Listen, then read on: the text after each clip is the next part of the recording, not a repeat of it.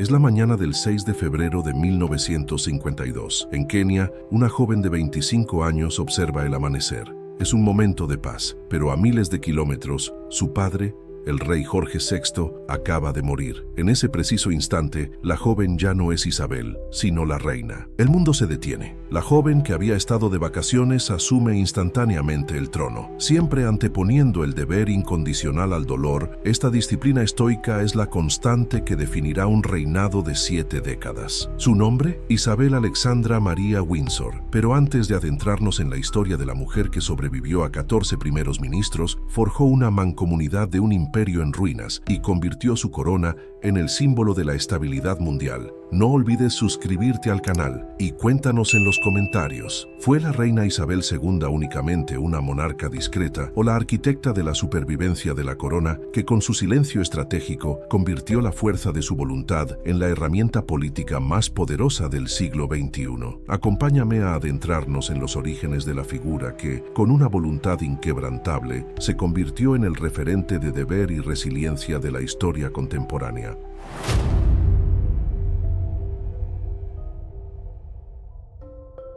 Isabel Alexandra María nació el 21 de abril de 1926. Entró en el mundo no con el peso de la corona, sino con la bendición de la tranquilidad. Al ser la hija mayor del duque y la duquesa de York, Bertie, el futuro Jorge VI y Elizabeth, su posición en la línea de sucesión era cómodamente secundaria. Era tercera, detrás de su popular tío, Eduardo, el príncipe de Gales, y de su propio padre. La posibilidad de que alguna vez se sentara en el trono se consideraba tan remota que apenas formaba parte de las conversaciones de la corte. Esta irrelevancia fue irónicamente su mayor regalo. Lilibet, como se la conoció cariñosamente, creció en el seno de una familia extraordinariamente unida, una burbuja de afecto que se convirtió en la base emocional de su vida. Su hogar no era un palacio, sino una gran casa adosada en Londres que irradiaba una calidez que contrastaba con la fría formalidad de otras residencias reales. El núcleo familiar estaba compuesto por Bertie, un hombre tímido y reservado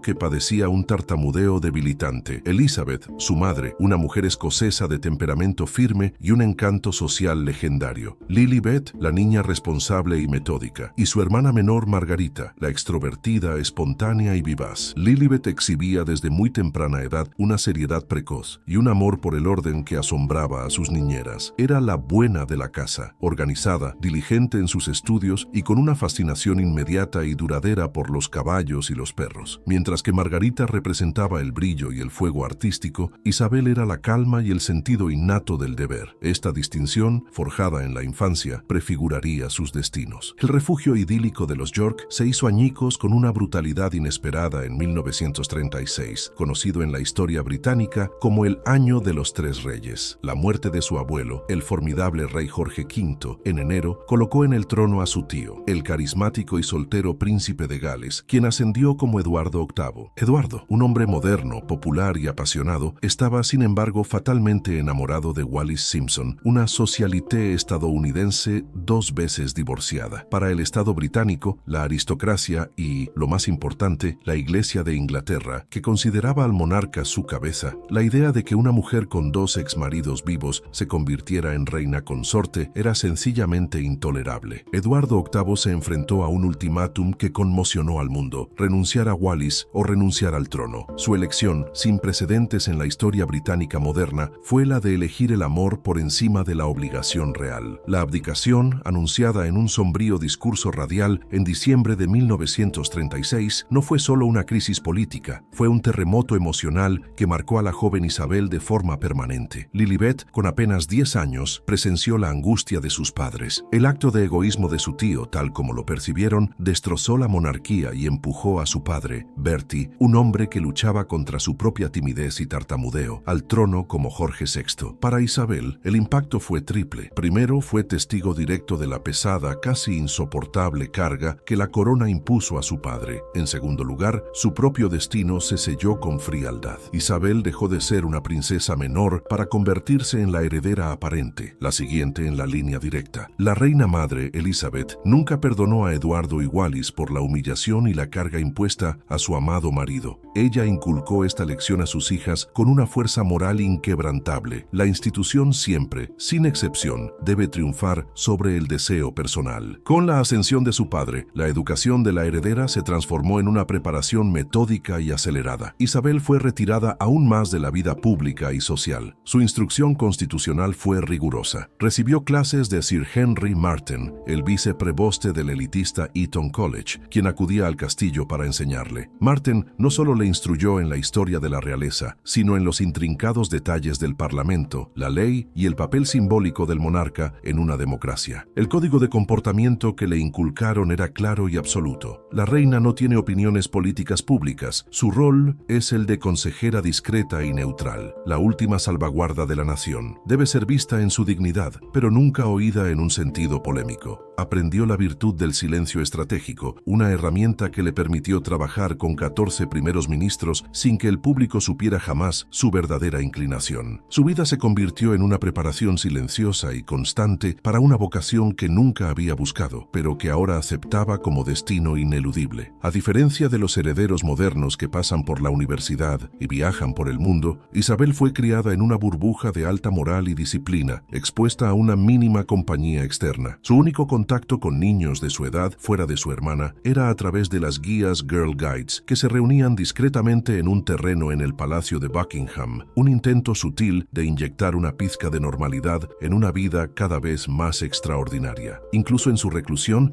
el destino de Isabel había sido escrito junto al que sería su compañero de vida. En 1939, durante una visita al Real Colegio Naval de Dartmouth, el encuentro se convirtió en un punto de inflexión. Isabel, de 13 años, quedó prendada de un joven cadete naval de origen griego y danés, el príncipe Felipe. Felipe era en casi todos los sentidos la antítesis de la rigidez de la corte. Era un huérfano de madre, exiliado, sin hogar, pero lleno de un vigor y una franqueza que fascinaron a la reservada Lilibet. A partir de ese día, mantuvieron una correspondencia constante mientras Felipe servía valientemente en la Marina Real durante la Segunda Guerra Mundial. Isabel guardaba la foto de Felipe en su mesa de noche y mostraba una determinación inusual para su edad. Ella lo amaba y se casaría con él. Esta decisión se encontró con una resistencia monumental por parte del establishment real. Los cortesanos consideraban a Felipe demasiado extranjero debido a sus lazos familiares con la realeza alemana y griega, demasiado pobre y, fundamentalmente,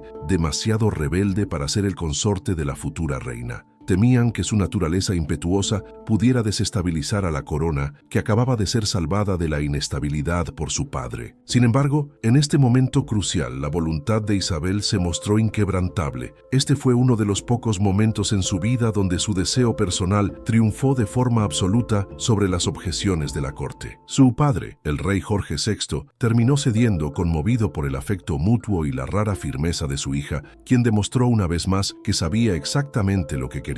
El compromiso no oficial se mantuvo en secreto hasta después de que terminara la guerra, permitiendo a Felipe completar su servicio naval. El 1 de septiembre de 1939, cuando las tropas de Hitler invadieron Polonia, la vida de las princesas se transformó de forma inmediata y drástica. La decisión del rey Jorge VI fue clara. La corona debía permanecer en Londres como símbolo de la resistencia inquebrantable, pero las princesas debían ser evacuadas a un lugar seguro. La opción elegida fue el Castillo de Windsor, una fortaleza milenaria que irónicamente se convirtió en su prisión de oro durante la mayor parte de la guerra. La vida en Windsor fue un ejercicio constante de austeridad y adaptación, un contraste brutal con la opulencia inherente a su estatus. Lilibet y Margarita se familiarizaron con el constante sonido de las sirenas, que significaba correr hacia los refugios improvisados, mientras el Blitz martillaba Londres a solo unos kilómetros de distancia. Para la joven Isabel, esto significaba más que incomodidad. Significaba preocupación constante. Su padre, el rey, rechazó repetidamente abandonar la capital, incluso después de que las bombas cayeran directamente sobre el Palacio de Buckingham, destruyendo la capilla real. La vida cotidiana en Windsor fue moldeada por el racionamiento. Aunque la reina madre se aseguraba de que la familia tuviera lo esencial, se prohibieron los lujos, se tejían bufandas para los soldados, se consumían vegetales cultivados en su propio jardín y se reutilizaba absolutamente todo. La guerra la había despojado de la frivolidad,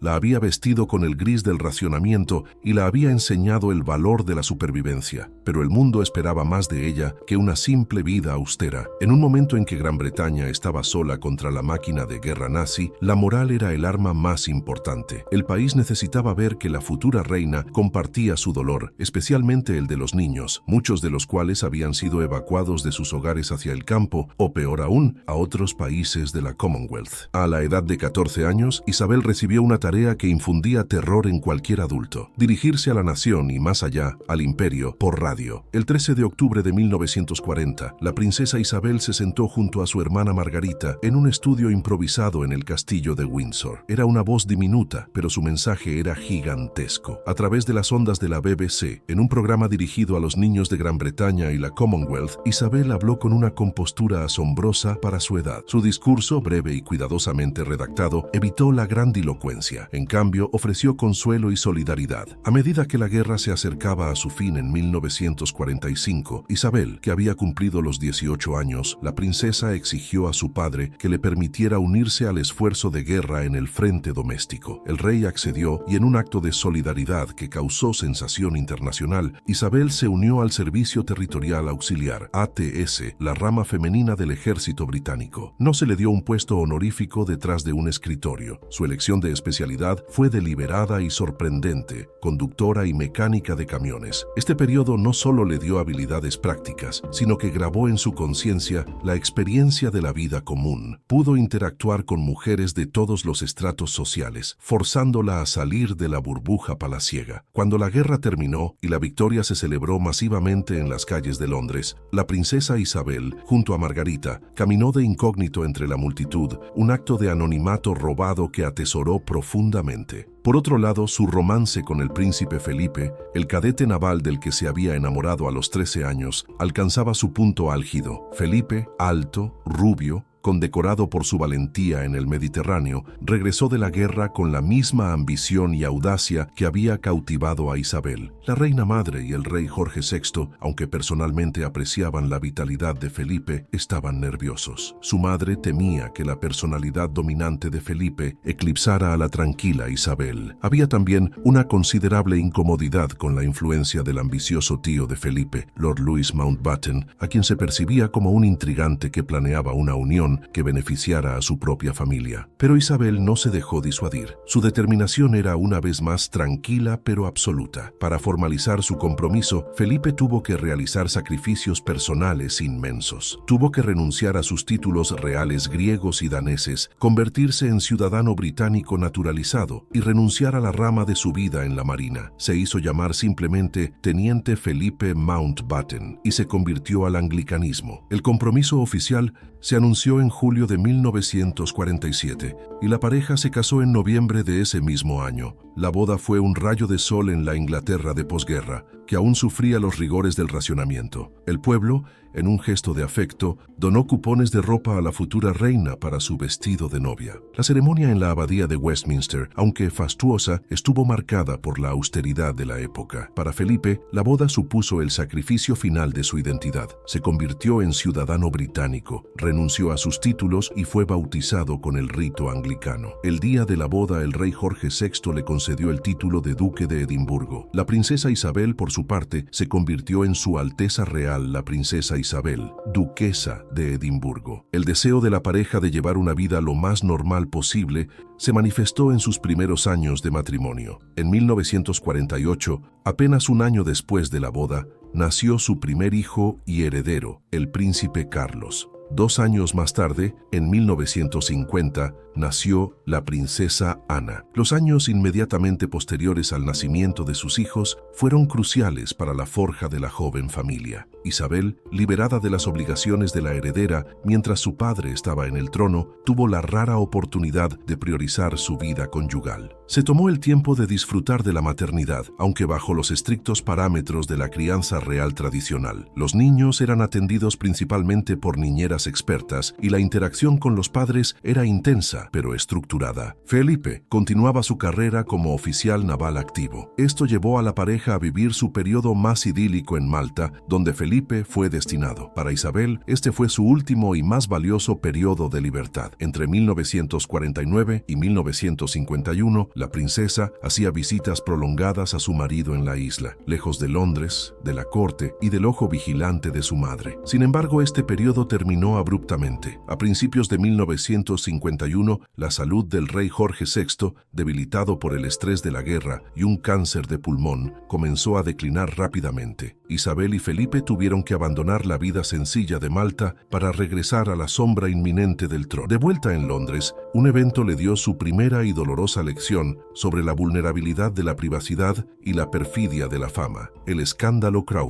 Marion Crawford, la institutriz que había cuidado a Isabel y Margarita desde 1932 y que había sido una figura constante y amada en sus vidas, publicó un libro de memorias en 1950, titulado Las pequeñas princesas. Crawford no había estado presente en los últimos años, pero la intimidad de su relación con las princesas era indiscutible. En esencia, el libro de Crawford era benigno, incluso cariñoso. Describía a la joven Lilibet como ordenada y responsable, y a Margarita como espontánea. Detallaba anécdotas encantadoras sobre sus mascotas, sus juegos de Girl Guides en el palacio y sus personalidades contrastantes. En el contexto actual de la cultura de la celebridad, el libro sería un simple y dulce relato. Pero para la reina madre y para la propia Isabel, cuyo código de vida se basaba en la discreción y el respeto por los límites, la publicación fue devastadora. El año 1951 fue testigo de una dolorosa verdad que la familia real intentaba disimular con optimismo. La salud del rey Jorge VI se deterioraba rápidamente. El rey, fumador empedernido, había sucumbido al cáncer de pulmón, agravado por el estrés acumulado durante la guerra y la crisis de la abdicación. La princesa Isabel y el duque de Edimburgo asumieron cada vez más deberes, simbolizando la transferencia gradual de la carga. A finales de enero de 1952, a pesar de las objeciones de los médicos, el rey insistió en que Isabel y Felipe emprendieran una exhaustiva gira por la Commonwealth, que comenzaría en Kenia y continuaría hacia Australia y Nueva Zelanda. Este era un acto de valentía y un último servicio a la nación. El rey sabía que si moría, su hija estaría lejos, pero también sabía que ella debía comenzar a cimentar su rol global. Isabel y Felipe volaron a Kenia. Tras un breve paso por Nairobi, se dirigieron al remoto Treetops Hotel, una cabaña construida sobre un árbol, ofreciendo una vista privilegiada de la vida salvaje. En las primeras horas de la mañana del 6 de febrero de 1952, el rey Jorge VI falleció tranquilamente en Sandringham House. El protocolo se puso en marcha. El secretario privado de la reina, Martin Charteris, fue el primero en oír la noticia. No fue hasta que el secretario privado de Felipe, Mike Parker, recibió una llamada más explícita que la verdad fue revelada. La tarea de comunicar la noticia recayó en el duque de Edimburgo. Felipe se acercó a su esposa y le informó de la muerte de su padre y, por extensión, de su destino. La reacción de Isabel fue sin gritos ni lágrimas públicas, solo una compostura inmediata y absoluta. Mike Parker recordó que la reina estaba pálida, pero no se inmutó. Su primera acción fue sentarse a escribir cartas personales de disculpa por la cancelación repentina de la gira. Su secretaria personal, Pamela Hicks, notó que en lugar de permitirse el duelo personal, la reina se puso inmediatamente la armadura del deber. A partir de ese momento, la vida de Isabel, de 25 años, dejó de pertenecerle. El esposo de la nueva reina, Felipe, experimentó su propio y abrupto fin. Unas horas antes, era un prometedor comandante naval. Ahora su carrera y sus ambiciones militares terminaban. Su deber era permanecer al lado de la soberana. El mismo día de su ascenso, antes de partir de Kenia, tuvo lugar una conversación crucial. Los consejeros de la reina se reunieron con ella para discutir su nombre regnal. Había una tradición, aunque no una regla estricta, de que los monarcas podían elegir un nuevo nombre para simbolizar un nuevo comienzo. Su padre, Alberto, había elegido Jorge VI. Se le preguntó a la joven reina qué nombre deseaba usar. Su respuesta fue inmediata y sin dudar: mi propio nombre, Isabel, por supuesto. ¿Qué más? La era de la reina Isabel II había comenzado. Cuando aterrizó en Londres, fue recibida por una larga fila de figuras políticas solemnes, incluido el primer ministro, Winston Churchill, que la esperaban en la pista. La joven monarca descendió del avión no como una hija afligida, sino como la soberana de una nación de luto, lista para asumir su juramento. La coronación de la reina Isabel II, celebrada el 2 de junio de 1953 en la abadía de Westminster, fue el evento que definió la modernización de la monarquía. Más que una ceremonia, fue una declaración de intenciones. A pesar de la resistencia de algunos miembros de la corte, fue el príncipe Felipe quien presionó para que la ceremonia fuera televisada. Winston Churchill y otros tradicionalistas temían que la exposición mediática profanara la mística sagrada de la monarquía. La decisión de televisar la coronación fue un triunfo de la modernización. Millones de familias compraron televisores por primera vez para ver el evento. Fue la primera vez que un número masivo de personas, no solo en Gran Bretaña, sino en toda la Commonwealth, pudo presenciar la solemnidad y el esplendor del rito. El mundo vio a una joven de 27 años, vestida con un suntuoso traje bordado, aceptar la carga de la monarquía y prometer su vida al servicio, renovando el juramento de deber que había aprendido de su padre. El cambio de rol fue especialmente brutal para el príncipe Felipe. Había sido un exitoso y ambicioso oficial naval, pero su ascenso al título de consorte puso un fin abrupto a su carrera. Tuvo que renunciar a su nombre y a su ambición profesional para convertirse en el eterno segundón de la reina. La frustración de Felipe era palpable. Se sentía subutilizado y sus esfuerzos por modernizar los protocolos del palacio eran a menudo rechazados por la vieja guardia de cortesanos que veían en él a un outsider entrometido. Su lucha por encontrar un rol significativo dentro del sistema dominado por el deber de su esposa se convirtió en una fuente constante de tensión. El punto más álgido de esta frustración se produjo en 1960, tras años de quejarse de su posición subordinada y la negativa de la corte a usar el nombre Mountbatten para sus hijos. La reina emitió un decreto real declarando que sus descendientes llevarían el apellido Mountbatten-Windsor. Fue un compromiso, un gesto público de la reina hacia su marido, reconociendo el sacrificio que había hecho. Este acto de apaciguamiento mostró que, aunque la corona era su prioridad, la estabilidad de su matrimonio era la base de su reinado. El desafío más doloroso de los primeros años, sin embargo, provino de su hermana, la princesa Margarita. Margarita, la princesa rebelde y espontánea, se había enamorado del capitán de grupo Peter Townsend, un héroe de guerra, pero un hombre divorciado. El drama era una repetición amarga de la abdicación de 1936. Como jefa de la Iglesia de Inglaterra, la reina Isabel II no podía, bajo el protocolo de la época, aprobar el matrimonio de su hermana con un divorciado. Isabel estaba atrapada entre su afecto personal por su hermana y su deber constitucional y religioso. El primer ministro, Churchill, y el arzobispo de Canterbury le advirtieron que un matrimonio real con un divorciado causaría una crisis constitucional y moral, comprometiendo la posición de la reina como defensora de la fe. Isabel enfrentó su primera gran decisión moral. Podría haber abdicado a su deber por la felicidad de su hermana, pero el recuerdo de la crisis de 1936 era demasiado reciente. El deber, el principio que le había sido inculcado desde los 10 años, debía prevalecer. Ella instó a Margarita a que esperara a cumplir los 25 años, momento en el que la ley de matrimonios reales le permitiría casarse sin el consentimiento de la monarca, aunque seguiría teniendo que renunciar a sus derechos de sucesión. Al final, Margarita cedió a la presión de la Iglesia, el Estado y el peso moral del trono que su hermana representaba. En 1955, emitió una declaración pública anunciando que había decidido no casarse con Townsend, priorizando sus deberes ante la Commonwealth. A finales de los años 60, la monarquía se enfrentaba a una creciente crítica. La prensa, más agresiva, la percibía como una institución opulenta y hermética. La distancia, antes una virtud, ahora era una responsabilidad. La reina entendió que para justificar su existencia, la monarquía debía ser vista trabajando y no solo posando. El primer intento de derribar los muros de la realeza fue radical. El documental Royal Family de 1969, filmado a lo largo de 18 meses, el documental ofrecía una visión sin precedentes de la vida cotidiana de la reina, haciendo una barbacoa, decorando el árbol de Navidad o simplemente charlando con su familia. Fue un éxito masivo, visto por 2/3 de la población británica. De repente, la reina era humana. Se la podía ver comprando chicles o contando chistes sencillos. En un país azotado por la crisis económica, la estanflación y las huelgas laborales en la década de 1970, el Jubileo de Plata, que conmemoraba los 25 años del ascenso de la reina al trono en 1977, demostró que, a pesar de los desafíos, la monarquía seguía siendo el ancla emocional de la nación. La celebración fue una efusión masiva de afecto popular.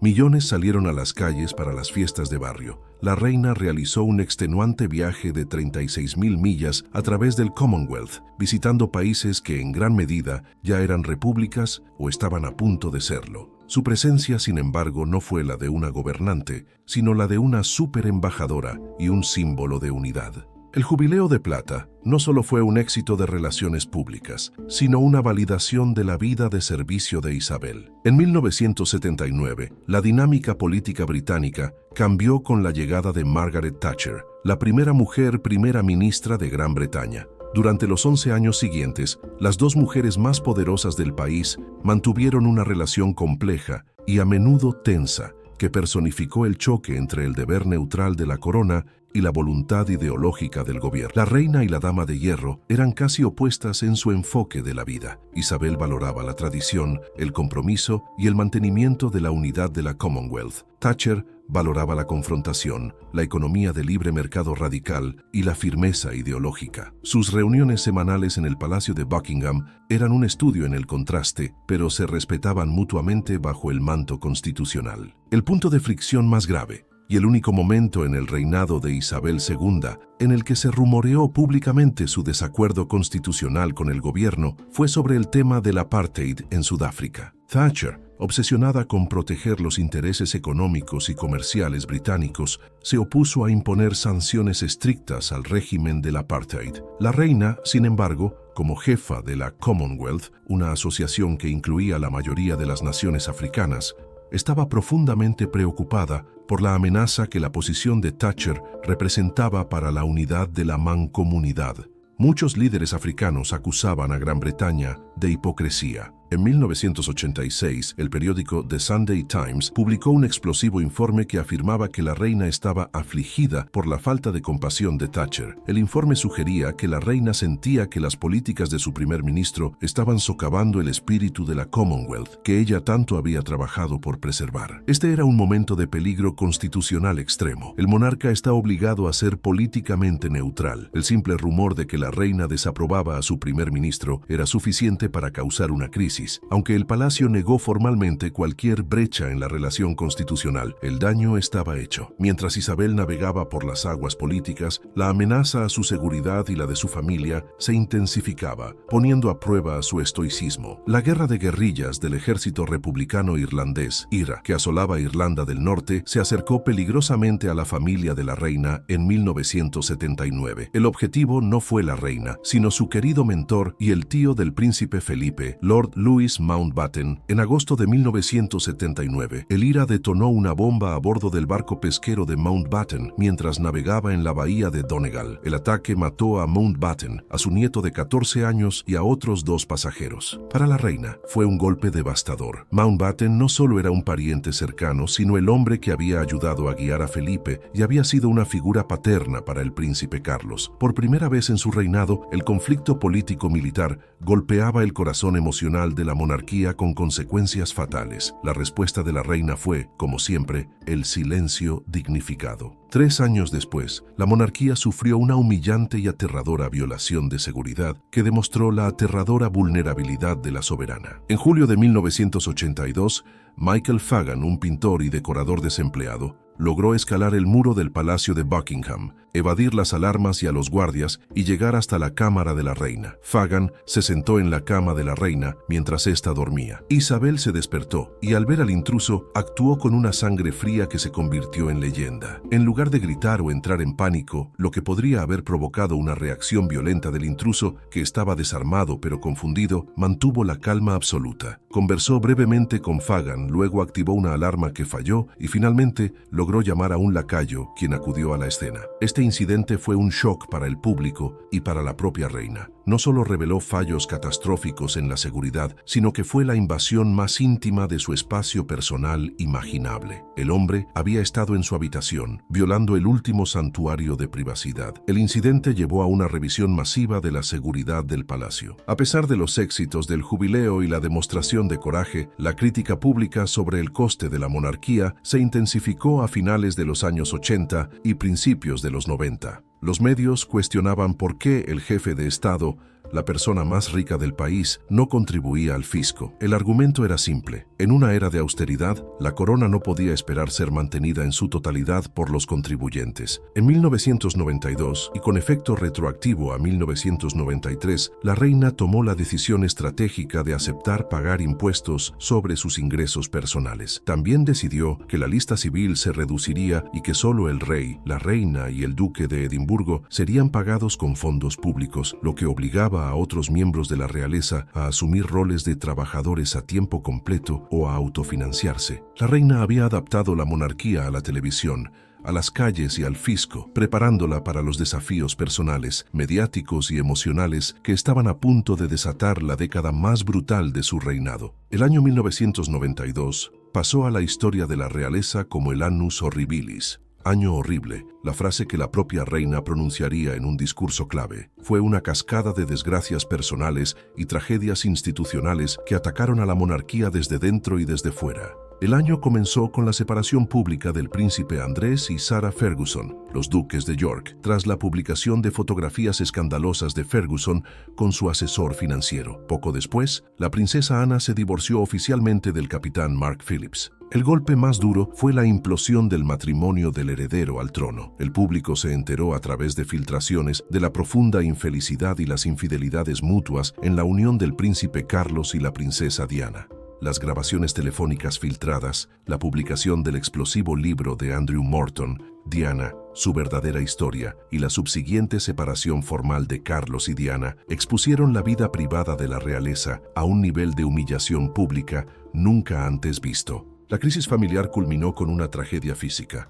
El 20 de noviembre de 1992, en el 45 aniversario de su boda, un incendio devastador arrasó el castillo de Windsor, su hogar durante la guerra y uno de los símbolos más antiguos de la monarquía. El fuego ardió durante 15 horas, destruyendo 100 habitaciones y causando daños que ascendieron a decenas de millones de libras. Este evento se convirtió en una poderosa metáfora del estado de la monarquía. Las vidas privadas de la familia real estaban en llamas, y la propia institución parecía estar ardiendo. El Annus Horribilis fue solo un preludio, la prueba más grande de liderazgo de Isabel II, y el momento en que su código de conducta casi destruye a la monarquía fue la muerte de la princesa Diana en un accidente automovilístico en París el 31 de agosto de 1997. La reacción pública fue una histeria colectiva de duelo. Diana, la reina de corazones, se había convertido en el espejo emocional de la nación, una figura que expresaba la vulnerabilidad y la emoción que la monarquía tradicionalmente reprimía. La rabia pública se dirigió rápidamente hacia la familia real. Percibida como fría, distante e insensible, en el castillo de Balmoral, la reina, siguiendo su instinto más arraigado, se retiró a Balmoral para proteger a sus nietos, Guillermo y Enrique, cuyo dolor era su principal preocupación. Sin embargo, en Londres, el silencio de Balmoral se interpretó como un insulto. No había bandera a media asta en Buckingham, la reina no había regresado inmediatamente y no había hecho una declaración pública. El primer ministro, Tony Blair, se dio cuenta de la brecha. La monarquía estaba en una crisis de legitimidad sin precedentes. Bajo una intensa presión de Blair y su equipo, y con el príncipe Carlos preocupado por la seguridad de la corona, Isabel II tomó una decisión histórica: regresó a Londres. Al llegar, rompió el protocolo al caminar entre la multitud de dolientes en la puerta de Buckingham, examinando las flores y consolando a la gente. Ordenó que la bandera de la Unión se izara a media asta en el Palacio de Buckingham, rompiendo la tradición de que la bandera solo se ondeaba cuando el monarca estaba presente. 2 días antes del funeral, la reina grabó y emitió una transmisión en vivo a la nación. En el discurso, vestida de negro, la reina habló no solo como soberana, sino también como abuela. Habló de Diana como una persona excepcional y dotada, y prometió que ella y Felipe ayudarían a Guillermo y Enrique a asumir la carga de la pérdida. Apenas 5 años después de la crisis de Diana, el año 2002 trajo un doble golpe personal que puso fin al último gran apoyo emocional de la reina. En un periodo de solo 6 semanas, Isabel II perdió a 2 de las personas más importantes de su vida. Primero, en febrero falleció su hermana, la princesa Margarita. Margarita había sido el polo opuesto emocional de la reina, la única persona que podía desafiarla y hacerla reír. Aunque sus vidas habían tomado caminos muy diferentes, especialmente después del drama de Peter Townsend, su vínculo fraternal era inquebrantable. La muerte de Margarita significó la pérdida de la única compañera de su infancia. Apenas un mes después, en marzo de 2002, falleció la reina Isabel, la reina madre, a la edad de 101 años.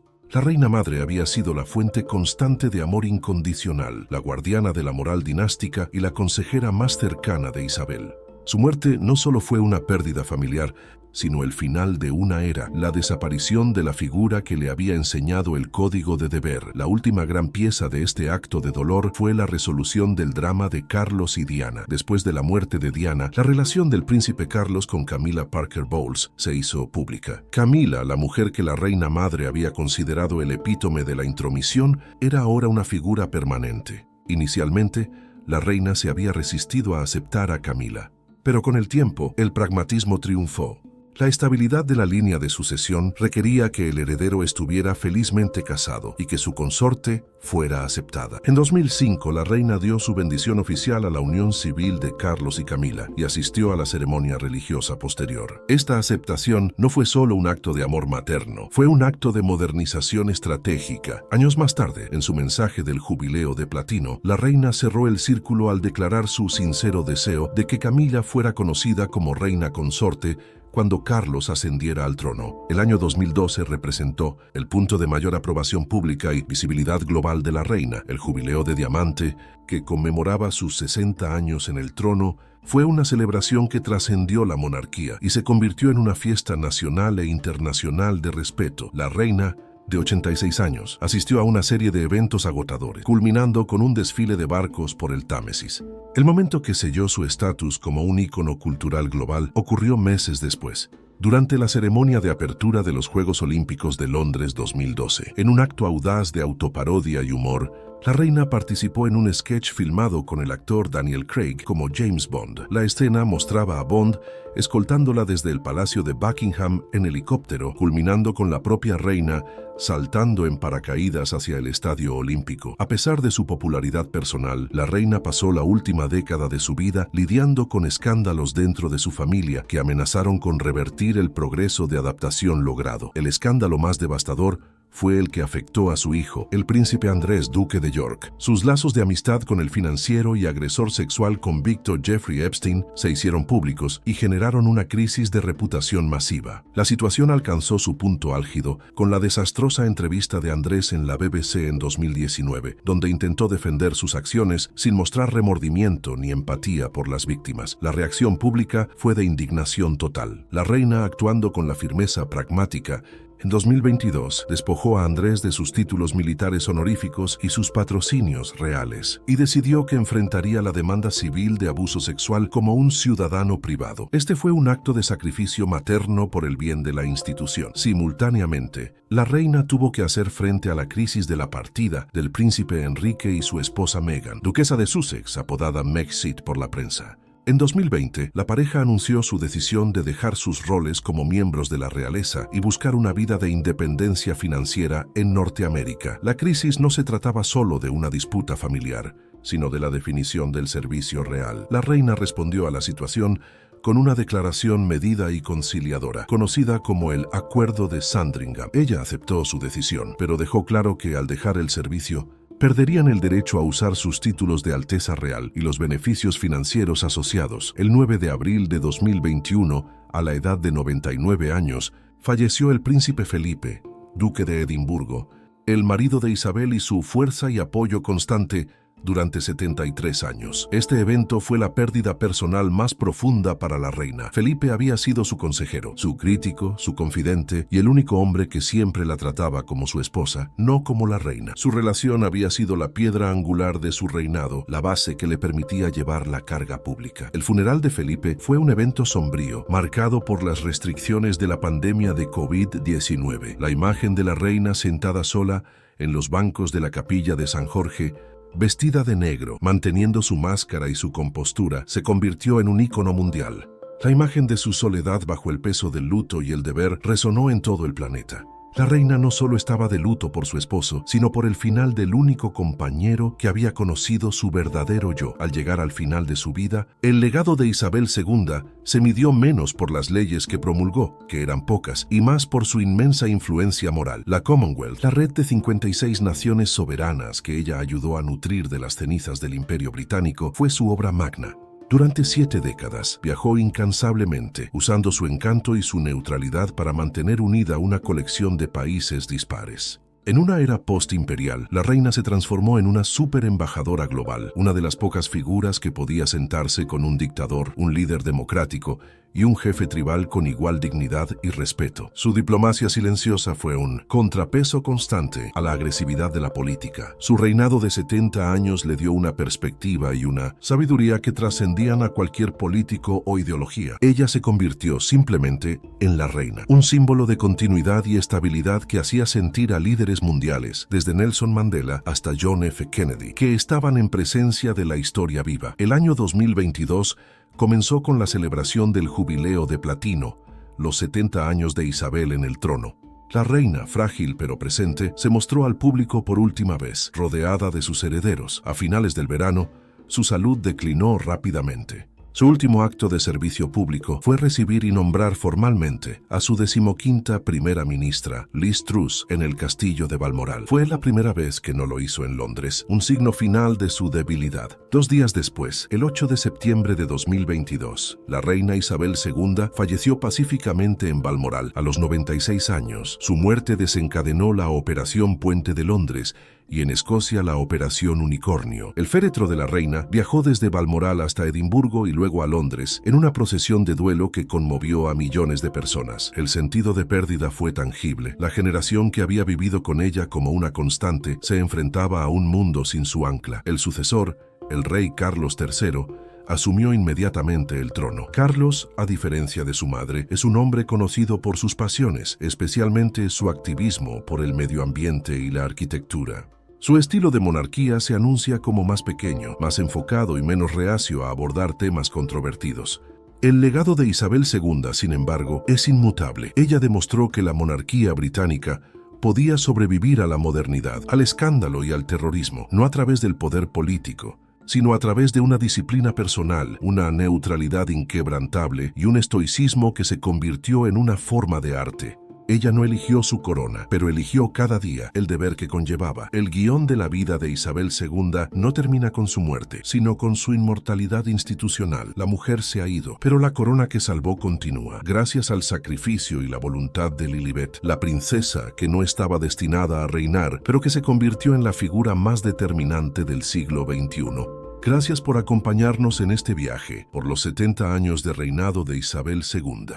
Su historia no es la de una estrella que persiguió la gloria, sino la de una mujer que, con su voluntad inquebrantable, convirtió el peso del deber en la fuerza más poderosa del mundo. Su vida es la prueba de que la resiliencia y el servicio constante son la base del verdadero liderazgo. Si este documental te inspiró a reflexionar sobre tu propio sentido del deber y la constancia en tu vida, no olvides suscribirte a este canal y activar la campanita. De esta manera, serás el primero en ver nuestros próximos análisis profundos sobre las figuras que, con su inmensa voluntad, han forjado el rumbo de la historia, la política y la cultura global. Nos vemos en la próxima.